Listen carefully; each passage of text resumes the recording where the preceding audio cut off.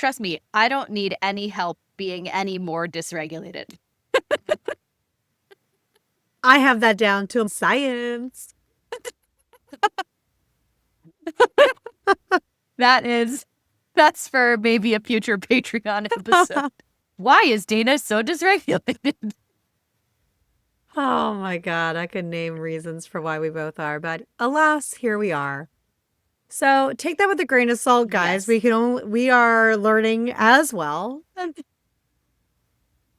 You know what? I feel like the slogan for this decade of the 2020s is unprecedented times. Like this, it's like And everything hurts and I'm dying. it's like, oh my God, it's just like one thing after the other. Yeah. This decade. I keep thinking Well, like, oh, 2025 is gonna be okay. It's like worse than I ever fucking imagined it could be. as per usual, this is inspired not just by one or a few client sessions. I would say this is inspired by a pattern that we've been seeing in all of our client sessions recently this year. I would say even before this year. And so today we want to talk about everything hurts and I'm dying, yes, but also how being super dysregulated in your nervous system, which we're going to talk about, and or burnt out can increase body checking and body image issues and what we can do about it. Yeah. Because this is so prevalent right now. And I mean, I'm just thinking back on like every client session that I've had in the past week, every single time this is coming Oh up. my gosh, yeah. In the past couple of months, this is coming up. And I mean, honestly, probably since the vid, this has been coming up like more and more and more. But as it has been building, the more intense it is. And I feel like for a lot of our clients, especially when you have a rocky history of your relationship with food, chronic health conditions, body image, to an extent, you are very disconnected from certain signals that your body sends you. And so it's harder to recognize when you are dysregulated from like a physical, mental, emotional sense. And so we want to bring some awareness to that as well and the different signs that can come up there so that you can recognize this better and have some action steps and suggestions on what you can do and maybe what not to do during this time. Yeah.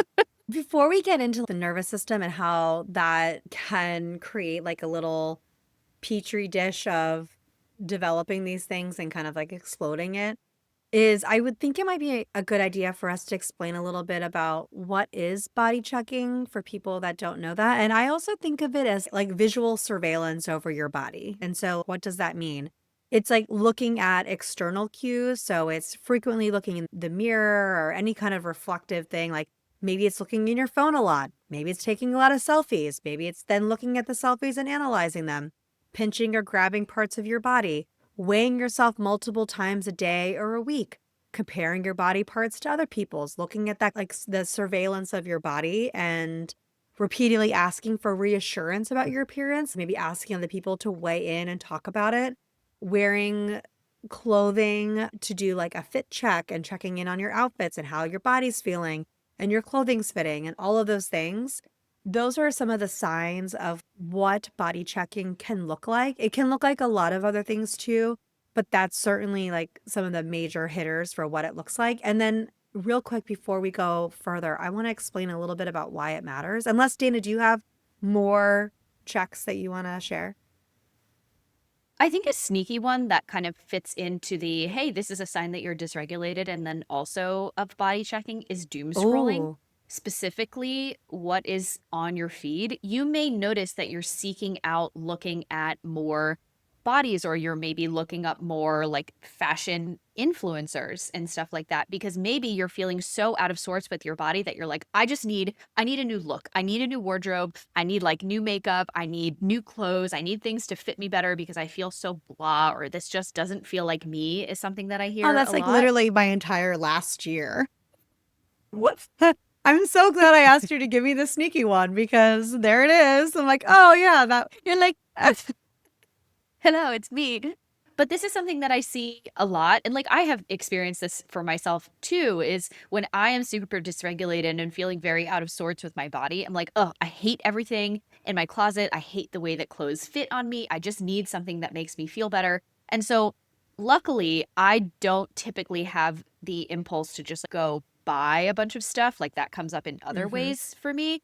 However, I will start like going on Pinterest more. I'll start looking on Instagram for different people who have similar bodies to me, who then I have clothes that are like simple and I like, and then I can look for those other places. But that can feed into the body checking stuff because, as we talked about in, I think, last month's episodes about the influencer stuff, this can be a big black hole Oh, because yeah. if you are seeking out examples of people wearing different clothing or whatever, and then it's like, oh my gosh, all of a sudden their body is changing, or maybe you do a deep dive on their feed and you're like, whoa, they used to look way different. I wonder what they were doing. And then all of a sudden it's like, maybe I should just do Ozempic, or like maybe I should just go back to dieting, or maybe I should just whatever. And then an hour later, you're like, oh my God, I've been on my phone scrolling for an hour, and you just feel so disoriented and more dysregulated because you're like, where did that last hour go? And you feel so out of sorts with your body. Yeah. I think it actually lends itself to a really interesting conversation too, because I can't help but come in from like a parenting perspective a little bit. If you're postpartum, right, there is like a little bit as your child is getting older, it's natural for you to want to re-identify with yourself. And that's like actually a really important part of coming out of the nest, so to speak. But the difference is it can become a slippery slope, what Dana's talking about. And I think that's where we have to watch. Like there is something of like, hey, none of my clothes fit me. My postpartum body is totally different now. And that is overwhelming. And feeling frustrated by that is a very real experience. But what happens then is like, how was that then getting internalized? And that's why I guess the part of the body checking, why it matters part is important is what is it doing other than you being like, I want to invest in some new clothes that feel good in my body as it is very different than I'm now looking at this picture of these people and thinking, why does my body look like that? I need to do something different. So, why does it matter? Why does body checking matter? Well, it matters because it reinforces body surveillance and dissatisfaction in your body, right? It can increase your anxiety, obsession, and even like a distortion of what you look like, right? And you can look at pictures of yourself and think, like, oh, I look one way 1 minute. And then the next day, it's like you feel like, oh, that cookie went straight to my ass. Like, newsflash, that's not how it works. It absolutely was not. That is a distorted perception that's happening as a result of that. And then it can also lead to compensatory behaviors, right? Next thing you know, especially if you have a history, all of a sudden it's like, oh, that person's doing that diet and I like their clothes. Man, I'm going to click on that meal plan they got. Ting. Next thing you know, you're like, ka-ching, I'm buying that. Now I'm then engaging in purging behaviors or compulsive exercise, or now I've hit the Fitspo people now on TikTok and Instagram. And now I'm going to do all these things because maybe they're going to fix all these things that I have. And what that does over time is it overrides your internal cues, like your own natural hunger and fullness and energy needs. So you no longer hear them anymore. And if you take that and you mash it up with a dysregulated system with who here isn't? And if you aren't, what are you doing? And teach us all, please. Right. And so, like, to me, it's like you mash that up with the nervous system or burnout, and we got ourselves quite the little bonfire. Hmm. And by the way, friends, this is not going to be a situation where we're like, oh, just reduce your stressors and everything will be better. Because let me tell you, there's nothing more maddening when you are stressed out for someone to either to tell you to calm down or to just, oh, just work on reducing your stress and everything will be better. Do you live in the year 2025? There are so many external and internal stressors that are going on that we have absolutely no control over. And it's not like it's just one overarching thing, it's multiple things every single day that you have no idea are coming your way. And you have no idea what's going to come next, right? This doesn't take into account any of the personal stuff that you have going on, any financial stress that almost every single person has right now due to the state of the world and inflation and maybe a recession. There's so much uncertainty, which breeds a lot of stress and exhaustion. And you know what the nervous system hates is uncertainty. So when we're talking about what is dysregulation versus what is burnout. The best way that you can conceptualize this is a regulated nervous system is very resilient. You're always going to have the opportunity to go into fight or flight to respond to stressors and then rest and digest, or we could call it rest and recover, right? The better that your body can transition between those two systems, the more resilient that you are. The less capable that your body is to transition between those two systems seamlessly, the more dysregulated you are. And then eventually, the more burnt out you will become, where it seems almost impossible for your body to transition between those two things. For a lot of people, what this feels like over responding to even little stressors. I experience this a lot. This is like my big thing. Christina knows, everybody knows when I am burnt out, I respond disproportionately to like the smallest things. Oh, my computer won't let me click on the exit button. Are you kidding me? What is going on? It's just, and I hate that about myself, but this is one of the ways that I know that I am super dysregulated. Christina and I joke around that we can always tell how stressed out we are based on how we respond to our dogs barking at stupid things. It's so true. I was telling her before we even recorded that one day I yelled out, "What the hell, Billy?" And then Noah, my 2-year-old, yelled, "What the hell, Billy?" And I was like, oh my God, I am really winning today. Well, to be fair, Oh, Billy pooped and man. peed right after the cleaners had come all over our kitchen floor In in the house? the house, right after the cleaners came. And I Oh, was like, are you freaking kidding me? I literally just had people come to clean this house because I was overwhelmed by the task of cleaning this whole house right now. And then she pooped and peed on the brand new clean floor. I think she had it coming, oh, but oh, man. can't win them all. So, yeah, I mean, you can't win them all, right? And it's a very different response if you are like, "Oh my God, I can't deal with this right now." And you want to sit on the floor and just like cry, basically, versus the, "Are you kidding me?" And you're either both situations, your nervous system is on high alert. And the more touch points that you have of these disruptions that are very dysregulating, the farther that it's going to take you into burnout or dysregulation, where your body has less and less of a capacity to bounce back, basically. And so we not only want to talk about how this impacts body image, but like I mentioned before, a lot of our clients are very disconnected from their bodies to some extent. And so it's hard to realize the physical or the mental signs of being very burnt out and very dysregulated, right? So if you are feeling very low all the time or you're feeling very anxious all the time, so this can manifest as either anxiety or depression. This is like hyper arousal anxiety versus hypo arousal, which is more the feeling lower, depressy side of things. You can also be exhausted all the time. Your creativity can be completely gone. This is one of the ways that we see this show up like as creators.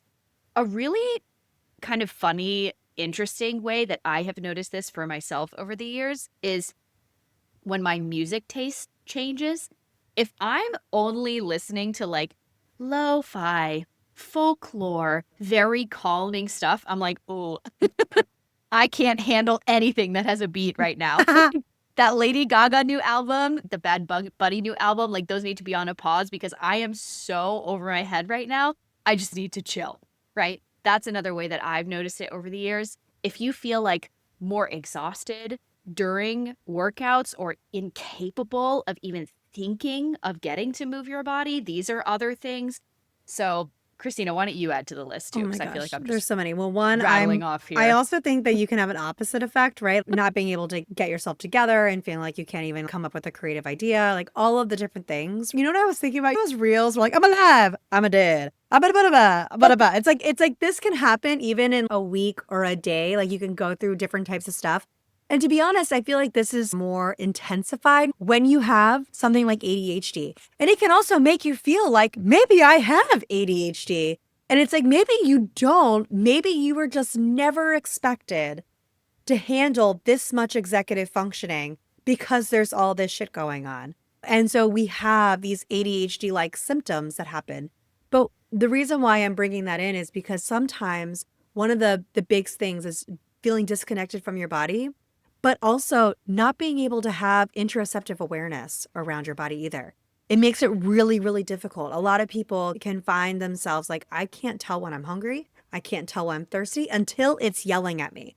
All of a sudden, I'm not just thirsty. I'm like a 2-year-old who's all of a sudden drinking and going, and then going, ah, like really loudly. And then also, or two, like all of a sudden you're hangry and moody and angry. It's like all of the signs and symptoms of like self-care become incredibly loud and have to be very exaggerated for you to finally notice them. You don't hear the earlier symptom, like the earlier signs of hunger or fullness or thirst or fatigue because your system's on this rapid fire go, go, go, go, go. I don't have time to slow down and check in with myself. And the thing is like, that you can't we've done this before in that episode where we talked about why you can't intuitively eating or why am I failing at intuitive eating. And it's really because we can't be in two places at once. We can't be grounded and aware and checking in with our body and be the exact opposite of that because we're supposed to be putting out these various different fires or we're running away from a hypothetical a bear. Like we can't Mhm. do both at the same time. And so and then if you pile on to that mirror checking and body checking and using that to validate or as your visual cue for what your hunger and fullness or what you should be doing or that is, it makes sense, but it piles on and then it impacts the way that you interact with all the foods. And then it can pile on to that whole experience too. And it pulls you away. Like we Mhm. talked about body checking, why it matters and how it impacts you. It can have this long-term effect on your eating behaviors and the way you're interacting with your body and everything like that too. When I spoke to my client and I were talking about this, and one of the things that they had said was, well, I don't feel like I can feel hunger or thirst. I feel like it has to be yelling at me, or I don't hear it until all of a sudden I'm dizzy, or I'm like, oh my God, like when was the last time I ate something? And so it makes sense that you would then maybe be looking for external cues. Right. And so that I think is part of what makes the body checking and visual surveillance something that can come in here a little bit because we might then look to what is that program? What's that person doing? Like, how can I sign up for that? Maybe that will help me be more on top of my food and take better care of myself. And maybe I'll lose a couple pounds. And then also, too, you're looking at your body like, oh, I'm bigger than I want to be, so I don't need to eat that much and it's okay. I can keep doing this. Like my body is telling me that I can't. Like, no, it's not how it works. But it can really validate that experience because we can't be in those two phases at the same time. So how do we then get to the place and how does that show up in our body image? Yeah. Well, also, the more body image disruptions that you're having, regardless of whether or not it's because you're super dysregulated, that on its own is very dysregulated because it's bringing you away from a very resilient and grounding place, right? So it's a very vicious cycle. And that's why it's so hard to get out of this stuff because the more of this stuff that is coming up, the more touch points that you have that are making you dysregulated, like chronic stress, history of trauma, lack of sleep, which can be made worse by dysregulation. And we know that that's a vicious cycle, right? That can impact your blood sugar, it can impact your hormones. You might have more like sensory overload situations, even if you're not neurodivergent. This is how I described it to a client yesterday. If you have ADHD, if you're on the neurodivergent spectrum, if you are mental spicy, like if you have anxiety or depression, if you have a chronic health condition, if you have a history of eating disorder, disordered eating, body image stuff, whatever it is, no matter your things, they will be more intensified the more dysregulated that you are. Further, one of my clients describes this as my squirrel brain is on fire. So the more dysregulated that she is, the more trouble she has like keeping track of things. Like she will just completely forget to eat, right? Or she will completely forget a task when she walks in the other room. I mean, we can all relate to that, right? This squirrel brain that she describes is like she has all of the intention of doing certain things and then it's just completely gone, right? That's Totally. also a signal of being very dysregulated, regardless of whether or not you have ADHD. Like we can all experience that. So when we're talking about things to look for in addition to the body checking and everything, one of our takeaway points from this is as we're going through this episode, we want you all to notice what are some of the things that come up for you if you're noticing that you are feeling more out of sorts, if you're feeling more exhausted, you're feeling less capable of keeping up with the things that you typically do, and you're like, what the heck is going on with me? Start to notice the different things that feel out of sorts. What feels far from normal for you? And it's not because you're doing anything wrong.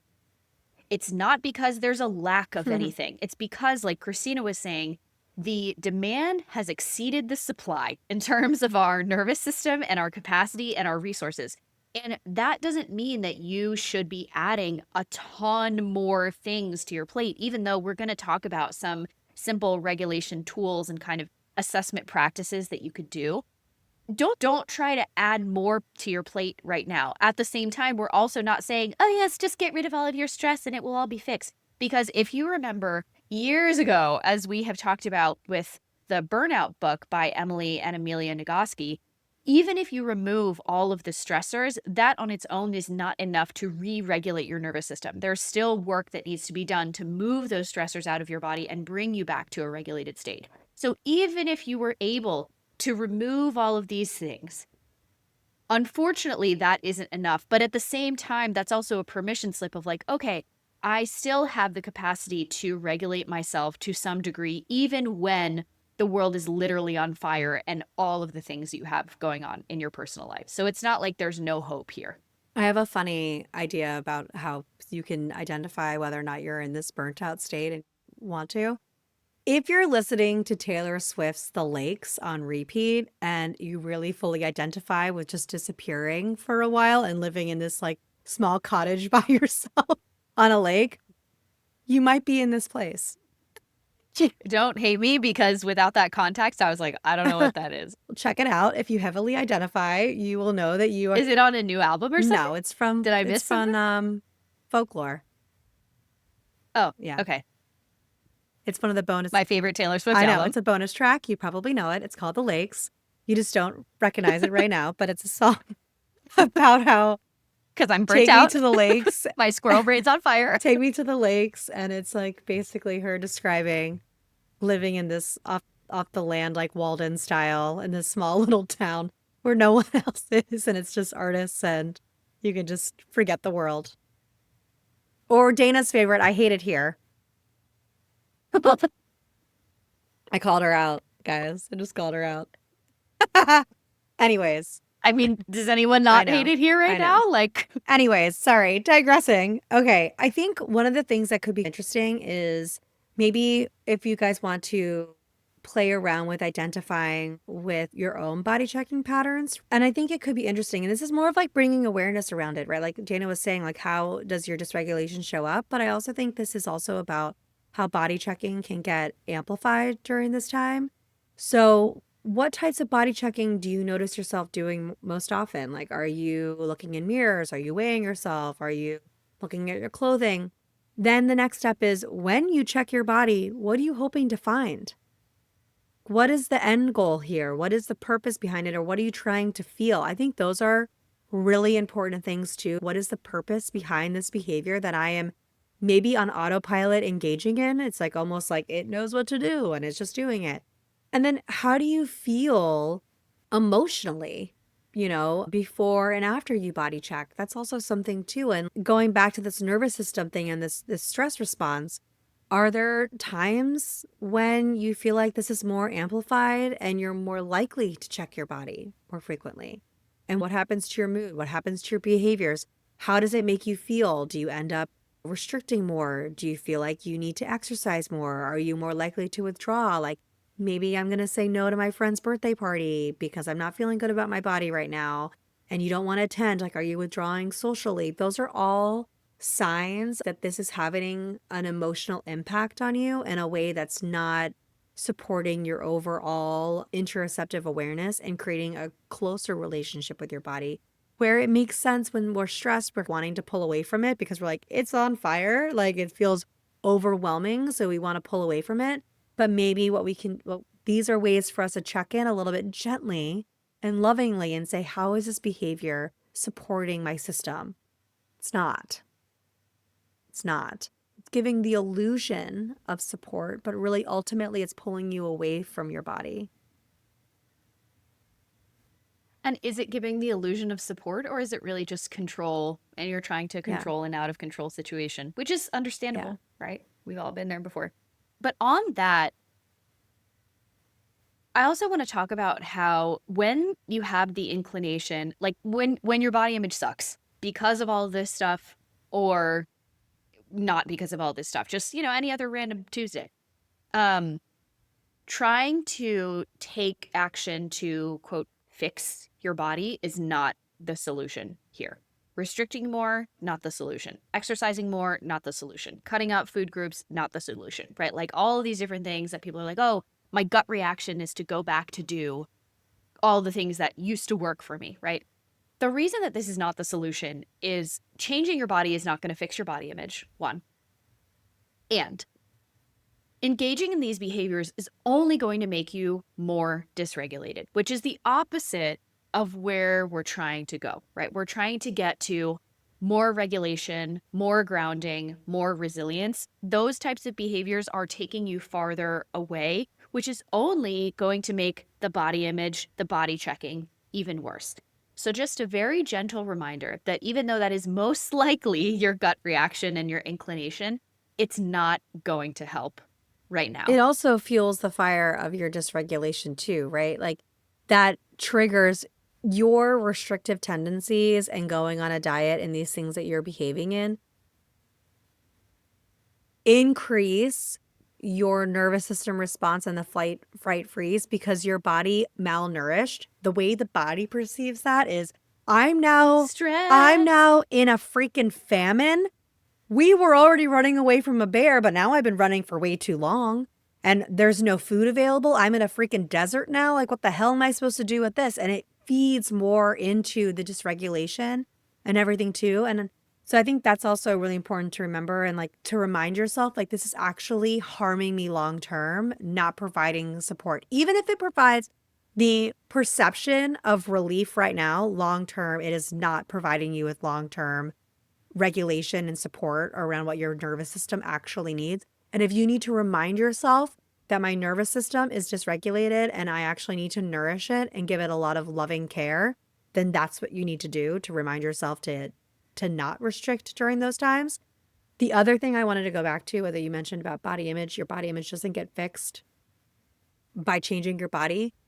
It doesn't because you can't have conditional love. Like we're giving conditions for how we're going to love and accept our body and ourselves. And that's not improving your body image. Improving your body image is acceptance and neutrality and ultimately having this unconditional care and respect for your body. And if we are putting like conditions on it, then it only keeps us more dysregulated long term because now we have to, even if we were to obtain it, now we have the stress of trying to maintain it as part of it too. So I just want you guys to keep that in mind as well. I really loved how you brought that up. Yeah. And, this stuff is really hard, right? Like, it's not just hard in general, it's hard for us. And we've been practicing this for how long, right? I am definitely one of those people who has a really hard time recognizing the physical signs of burnout and dysregulation in my body. And I can't even tell you how many times I've been burnt out in my life. Like, I feel like my life is just a perpetual cycle of recovery, burnout, recovery, burnout, recovery, burnout, especially with the way that like my schedule is set up. But like this kind of stuff is so difficult to recognize. And further, even if you are getting better at recognizing this stuff, the action or the inaction and the permission that you need to like not be adding things to your plate and doing things all the time is also so hard. Because as we have talked about on our episodes, talking about the wellness productivity checklist and always trying to add all of these different things, even if they're coded as self care, it's really just privilege, and baths are not going to fix your burnout, even though they can feel very supportive. I'm not saying don't take a bath, right? But at the same Hygiene is time, important. hygiene is important. And if you forget to do your hygiene, it may be executive dysfunction, and that's okay. And that's for another episode coming up in a couple of weeks. But if you have a lot of trouble with the productivity equals value piece of this, I do have some book recommendations because you guys know I love books. One, I would definitely recommend the Burnout book by Amelia and Emily Nagoski. I'll link that in show notes. I also would highly recommend, which we will eventually talk about this on our laziness episode, which I know we've been alluding to for Probably 2 weeks and years. months at this Like, point. honestly, it's probably been at least 2 seasons we've talked about. We need to talk about laziness. Anyway, so the book is called Laziness Does Not Exist by Dr. Devin Price. Highly recommend. And then I just got a recommendation from someone else that the book is called Rest is Resistance, which is a very popular book going around right now. Disclaimer, I have not read it yet, but I've only heard great things about it. So I would look into those as well, because when I read Laziness Does Not Exist, it was really, really interesting in talking about the roots of this perceived laziness in terms of American culture and how that can contribute to dysregulation and burnout, and then all of the things that we talked about today. So I would highly recommend those. And then in terms of an assess or like an audit of different things that can help you during this time, I think the angle of if I'm going to look at anything to add in right now, it's how is this supportive of my resilience or of balance or grounding or regulation or whatever you want to call it, right?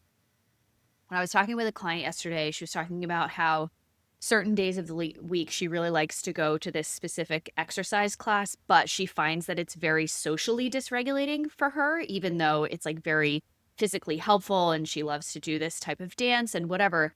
And so the other day, after she experienced a big disruption in her nervous system, she was like, you know what? I just went for a really long walk in the park, and I was with all the trees and the sun was shining and there were dogs out, and it was great. And it was exactly what I needed, even though I was struggling with like I should have done a more intense form of exercise, like struggling with this conditional permission to exercise, to eat, to feel good about your body and all this kind of stuff.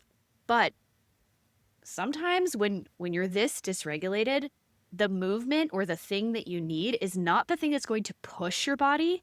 It's the thing that's going to bring you back closer to yourself and to being grounded and to feeling more relaxed and to feeling more restored. And physiologically, what that looks like is what is the thing that can bring you more into the rest and recharge and digest side of the nervous system rather than the fight, flight, freeze, or fawn side of the nervous system. And that is hard to do. And this is where we say, work with a professional. Yeah. Because this stuff is It is hard. really hard. I think also too, it's like sometimes we can really feel like it really does. We have a really strong sense of feeling like we can't do those things, like we don't have enough time. I think also too, like that is also a very real experience, right? And so one of the things that basically what I'm taking from what Dana's sharing is creating momentary pauses and pausing for just a second to see if you can kind of slow down a little bit in some areas when you can. Like if something is optional, like that client of yours going to this workout class or doing this other thing,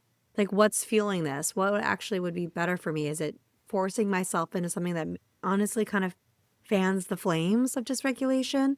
Or is it something that's maybe going to ease up on the fan a little bit and help simmer down that fire?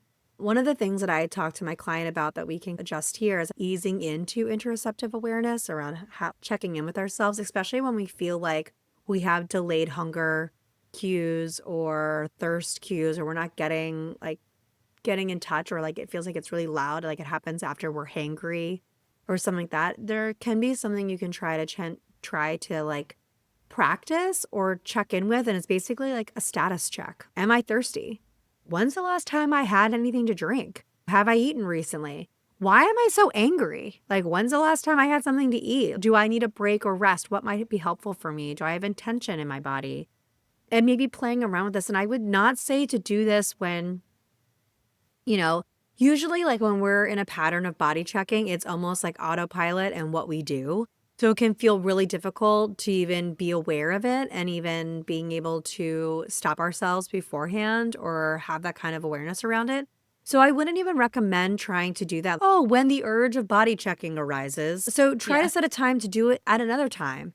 And then maybe the next time you look in the mirror, like the last 10 times later, you're kind of like that body check in. You've been practicing flexing the muscle of grounding and checking in with yourself, that maybe eventually the next time or 12 times later, the ability to kind of slow down a little bit and say, okay, I actually don't want to engage with this. I'm going to check in internally instead. Might start to happen without the pressure of like, this is the new routine. Ah! Like, like might not happen. Yeah. Yeah. Which again is completely understandable, right? So a couple things to leave you all with is this shit is so hard. So hard. This is so hard. And we just wanted to help you bring a little bit of awareness of if you feel like there are times where your body checking, your body image is worse, this could be a big part of it. Also, time of your cycle Oh could my be a huge God. part of it. We talked Seriously. about that in an episode, I think like a year ago, which I'll link in the show notes, about how body image and ADHD symptoms and impulsiveness and stuff are also impacted by the different phases of your menstrual cycle. So, we just wanted to give you guys a hug, a permission slip that, like, yes, this is hard. Try to think about things that can help you reconnect with yourself and bring some grounding. That doesn't mean you have to walk outside barefoot or anything, although you are welcome to do that if you want to. But yeah, it's a hard time out here, and we're here to support you. And so if you have questions or comments, please let us know. You can always email us at millennialbodyimageproject@gmail.com. You can find us on Instagram at Millennial Body Image Project, or you can find Christina on there. You can find me on there. You can find us on Patreon. We're going to do some funny TikTok trend debunking stuff next week, because why is the dinosaur diet a thing? Like, what are we doing? I didn't learn about that until What today. are we doing? Never even heard about it. I know. Well, I hadn't heard about it until somebody emailed me about it and asked me to come on the podcast. And I was like, respectfully, absolutely not. But we're going to debunk it and tell you all about it. Stay tuned.